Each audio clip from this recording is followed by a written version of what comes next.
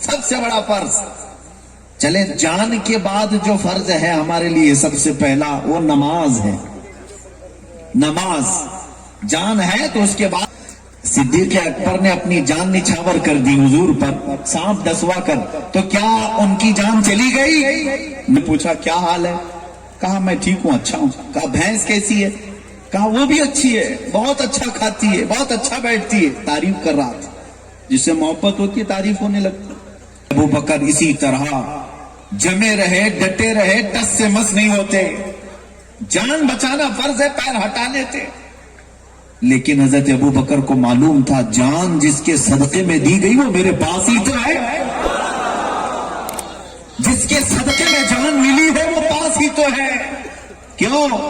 یہی تو اعلیٰ حضرت فرماتے ہیں ہماری اپنی جان کیا ہے؟ رسول کا حال تو یہ ہے وہ جانے کائنات ہے، وہ جو نہ تھے تو کچھ نہ تھا، وہ جو نہ ہو تو کچھ نہ ہو. جان ہے وہ جہان کی، جان ہے تو جہان ہے. وہ جان تو سامنے ہے. رسول پاک صلی اللہ تعالی علیہ وسلم نے اپنا لعاب پاک نکال کر ان کی ایڑی پر لگایا اور زہر ایسا اتر گیا. حضرت ابو بکر صدیق فرماتے ہیں مجھے زندگی پر یہ پتہ ہی نہیں چلتا تھا کہ سانپ اس پیر میں کاٹا تھا کہ اس پیر میں کاٹا تھا. اب جان بچانا میں مسئلہ بتا دیا فرض ہے، لیکن وہ فرض بھی حضرت ابو بکر نے چھوڑ دیا. وہ فرض چھوڑ دیا. مقام میں آپ کو سمجھا رہا ہوں بعض اوقات ایسے آتے ہیں جہاں سب سے بڑا فرض بھی چھوڑنا پڑتا ہے. سب سے بڑا فرض. چلے جان کے بعد جو فرض ہے ہمارے لیے سب سے پہلا وہ نماز ہے. نماز جان ہے تو اس کے بعد پھر آپ کے لیے سب سے بڑا فرض کیا ہے؟ نماز. نماز تمام فرائض میں اہم الفرائض. روزہ سال میں ایک بار ہے، حج استطاعت والے پر ہے، زکوٰۃ استطاعت والے پر ہے، لیکن نماز ہر ایک پر ہے. بس عاقل بالغ ہو. حتیٰ کہ معذور ہے تب بھی نماز فرض ہے، بوڑھا ہے تب بھی نماز فرض ہے، اٹھ نہیں سکتا صرف سو سکتا ہے تب بھی نماز فرض ہے. یہ اہم الفرائض ہے. لیکن آپ حیدر کرار کی بارگاہ میں چلو. مولا علی کرم اللہ وجہہ الکریم بھی ایک بار رسول پاک صلی اللہ تعالی علیہ وسلم کے ساتھ سفر میں ہے اور وہاں بھی یہی واقعہ ہے. نبی پاک صلی اللہ علیہ وسلم عصر کے بعد حضرت علی کے زانوں پر سر رکھ کر آرام کر رہے ہیں اور حضرت علی کی عصر کی نماز نہیں ہوئی.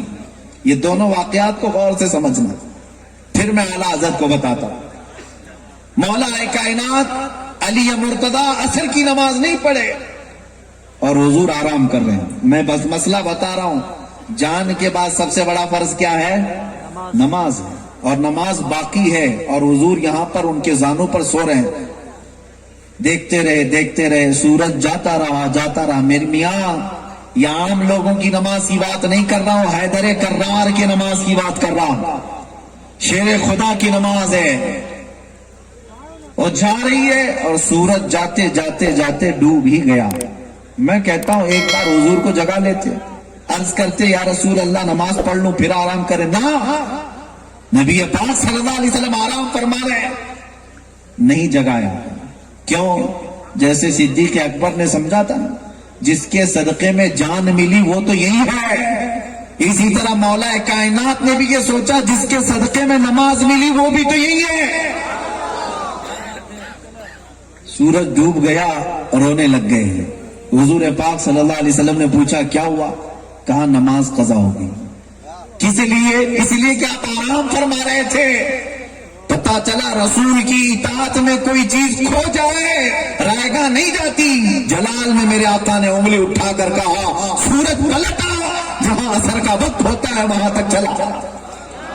سورج تھر تھر کانپتے ہوئے آیا. اعلیٰ حضرت نے فرمایا عصر کی نماز کے وقت کا جو سورج ہوتا ہے وہاں پہنچا.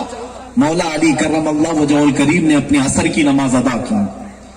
صدیق اکبر نے اپنی جان نچھاور کر دی حضور پر سانپ ڈسوا کر. تو کیا ان کی جان چلی گئی؟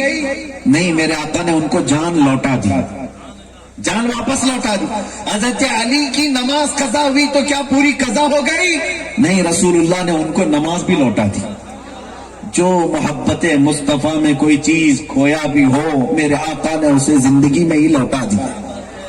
آپ आला हजरत फरमाते हैं सिद्दीक बल्कि गार में जान उन पे दे चुके और हिफ्ज़े जान तो जान फुरूज़े गुरर की है, यानी जान बचाना सारे फराइज में सबसे बड़ा फर्ज है।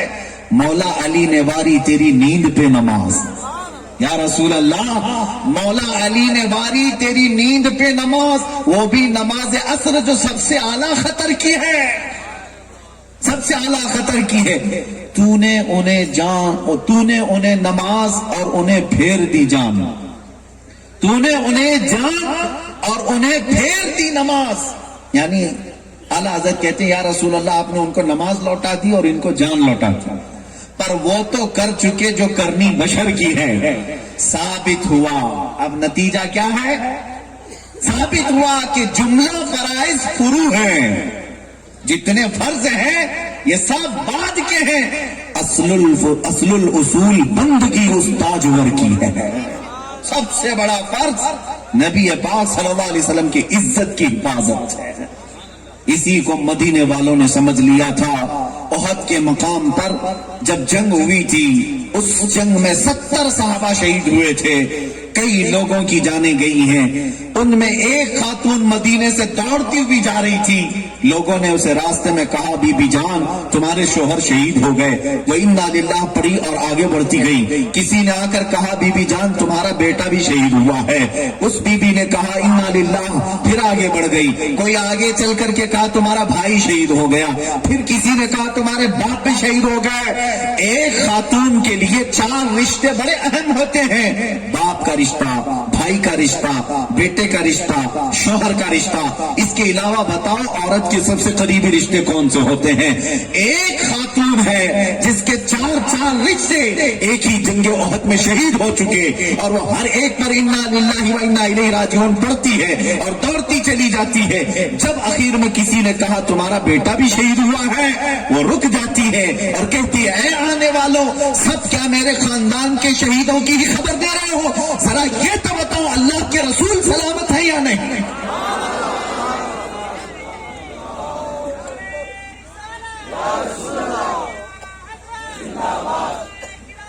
जरा ये तो बताओ अल्लाह के रसूल सलामत है या नहीं?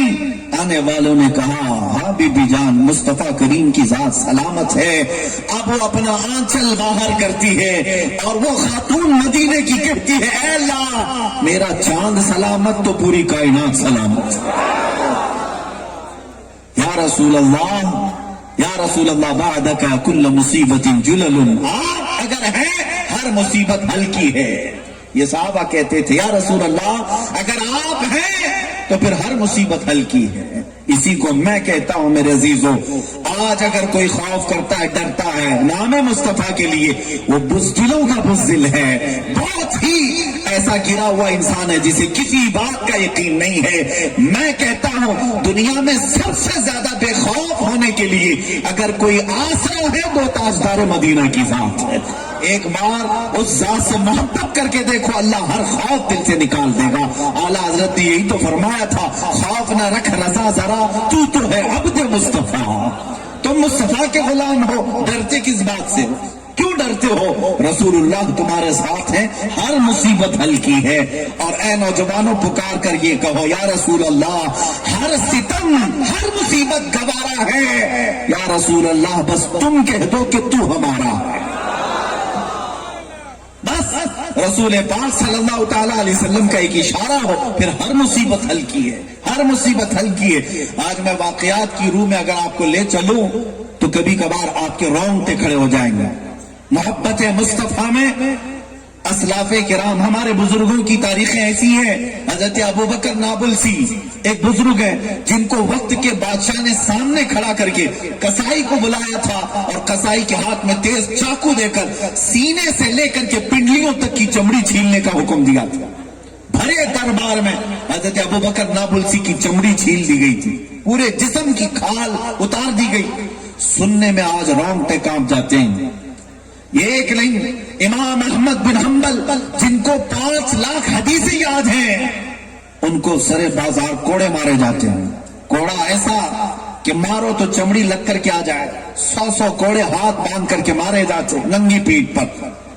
اور حضرت شہاب الدین کلیوبی فرماتے 3 نوجوان بھائیوں کو ایک عیسائی بادشاہ نے گرفتار کیا اور محبت مصطفیٰ سے انہیں خریدنے کی کوشش کر رہا تھا، بدل دو اپنا دین نہیں تو تمہارے لیے سخت سزائیں ہوں گی۔ ان نوجوانوں نے سزائیں قبول کی۔ کون سی سزا جانتے؟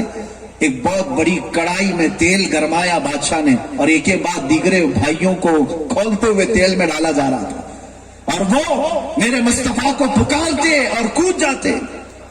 کسی کی کھال چھیلی جا رہی، کسی کو کوڑے مارے جا رہے، کسی کو کھولتے ہوئے تیل میں ڈالا جا رہا ہے۔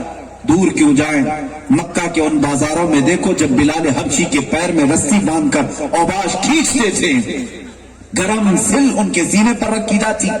سیدہ سمیہ وہ شہیدہ ہیں جو اسلام کی سب سے پہلے شہید ہونے والی خاتون، جن کو گھوڑے کے پیروں میں باندھ کر کے دوڑایا گیا تھا۔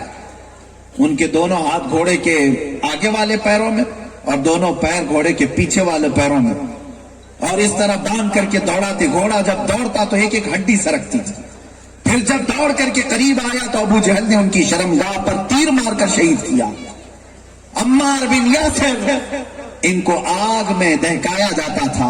عزیزان گرامی، اب میں بات کہتا ہوں پتے کی، یہ حضور کی محبت میں اتنی بڑی بڑی سزائیں کیسے جھیل لیتے، برداشت کیسے؟ آج موم بتی پر ہماری انگلی چلی جائے، پورے پھپولے آ جائے، انگلی پھول جائے، اور درد کی شدت ہم برداشت نہیں کر پاتے۔ ٹھوکر سے اگر ناخن اکھڑ جائے تو پورا بخار آ جائے۔ لیکن خبیب ابن عدی ایک صحابی ایسے ہیں جن کو ایک کھمبے پر باندھ کر ناخنوں کو پکڑ سے کھینچا گیا تھا، ان کے ہونٹوں کو کاٹا گیا، ناک کو کاٹا گیا، کان کو کاٹا گیا، آنکھوں میں گرم سلائیاں پھیر دی گئی، خاموش برداشت کرتے رہے، یہاں تک کہ کسی ایک کافر نے ان کو اس وقت کہا تھا جب سب کٹ گیا تھا، کسی نے کہا تھا خبیب کیا یہ اچھا ہوتا تمہاری جگہ محمد ہوتے اور تم آرام کر رہے ہوتے، دیکھو اس محمد کی وجہ سے تمہیں آج اس قدر سزا جھیلنی پڑ رہی ہے۔ جانتے ہو سب کٹ گیا ہے، خون رس رہا ہے، اس وقت بھی جلانا ہے اور پکار کر کہا سالم ہو۔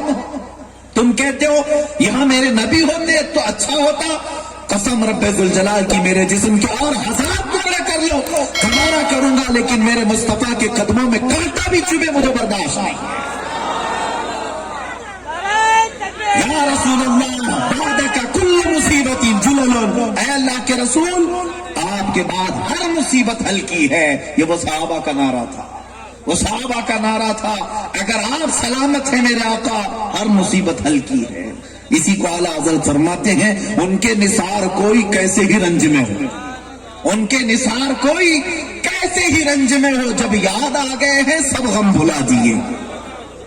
یاد کرو میرے عزیز، آج ہمیں جو مصیبتیں بھاری لگتی ہیں، بہت بھاری لگنے لگی، اس کی وجہ یہ ہے کہ تم نے قریب سے میرے مصطفیٰ کو محسوس نہیں کیا ہو۔ محسوس کرو، قرآن کا کہتا ہے تمہاری جانوں سے زیادہ قریب ہے، النبی اولیٰ بالمؤمنین من انفسہم، تمہاری جانوں سے زیادہ مومنوں سے نبی قریب ہے۔ جس کو یہ احساس ہو کہ میرا آقا میرے ساتھ ہے، میرے مصطفیٰ کی خوشبوئیں میرے ساتھ ہیں، مصیبتیں اس کے لیے ہلکی ہیں۔ تمہیں پتا ہے مراد آباد شہر میں کفایت علی کافی رحمت اللہ علیہ، ایک ایسے عاشق رسول جس کو 3000 انگریزوں نے مل کر گرفتار کیا تھا۔ یہ آزادی کے موقع کی بات کر رہا ہوں، 1857 سے پہلے کی، غدر کا جو یہ یہاں پر معاملہ ہوا۔ کفایت علی کافی کو گرفتار کر کے انگریزوں نے دارالعمارت میں 7 دن تک ان کے جسم پر گرم استری پھیری تھی۔ گرم استری پھیرتے تھے، جب چمڑی جلتی تھی اس پر نمک چھڑک دیتے تھے، اور ہر رات زخموں پر نمک چھڑکنے کے بعد کفایت علی کافی رحمت اللہ علیہ کھڑے رہتے۔ کسی نے اس وقت بھی کہا تھا دیکھو بات مان لیتے اگر ہماری، ہم اپنے وزارت میں رکھ لیتے، ہماری حکومت کو تسلیم کر لو، ہم تمہیں عہدہ بھی دیں گے اور پونڈ بھی دیں گے، ماہانہ مشاہرہ بھی دیتے۔ لیکن کفایت علی کافی نے اس وقت ہنس کر کہا تھا اے ظالموں، تم نے کفایت علی کافی کے ایمان کو بہت ہلکا سمجھا ہے، یہ اتنا ہلکا سودا کبھی نہیں کر سکتا۔ جو ایک بار بازار مصطفیٰ میں بک چکا ہے، پوری دنیا اس کو کیا اس کی جوتیوں کو نہیں خرید سکتی، نہیں خرید سکتی۔ किफायत अली काफी रहमतुल्लाह ताला अलैह को मुरादाबाद शहर के चौक पर बाजार पर ले जाकर फांसी पर लटकाया जा रहा था। लोग भी खड़े थे। अंग्रेजों ने पूछा था कि अगर कोई आखिरी ख्वाहिश है तो बताओ, बीवी बच्चों से मिलना है, किसी को कुछ नसीहत करना है, किसी को कुछ वसीयत करना है। आखिरी ख्वाहिश फांसी पर चढ़ने वाले से पूछी जाती है। उस आशिक रसूल से जब पूछी गई तो उसने कहा, हाँ, एक ख्वाहिश है कि जाने से पहले एक बार मेरे मुस्तफा की नात पढ़ लो, मेरे आका की बारगाह में नजराने अकीदत पेश कर लो। और फांसी के फंदे पर जाने से पहले उस आशिक सादिक ने ये गुनगुनाया था, कोई गुल बाकी रहेगा न चमन रह जाएगा, पर रसूलुल्लाह का दीने हसन रह जाएगा। सब फना हो जाएंगे काफी वो, लेकिन हश्र तक नाम हजरत का जुबानों पर चलन रह जाएगा। मेरे अजीजों, दुनिया आजमाती है मेरे मुस्तफा के आशिकों को। आज मैं तुम्हें ये दर्स देने आया हूं, चाहे दुनिया की जैसी भी बड़ी बड़ी ताकतें तुम्हारे कदमों को हिलाने के लिए आए, हर चीज का समझौता कर लेना, मगर मुस्तफा की इज्जत पर एक आने बराबर भी समझौता कभी ना होने देना। फिर पुकार कर इस दुनिया से कहना, तुम अगर हमें सिक्कों पर खरीदने की बात करते हो या तख्तो ताज दिखा करके हमें खरीदने की बात करते हो, जवाब इतना ही होगा जो हमारे बुजुर्गों ने हमें सिखाया है, जो जान मांगो तो जान दे दे, जो माल मांगो तो माल दे दे, मगर ये हमसे कभी ना होगा, नबी का जाहो जलाल दे दे।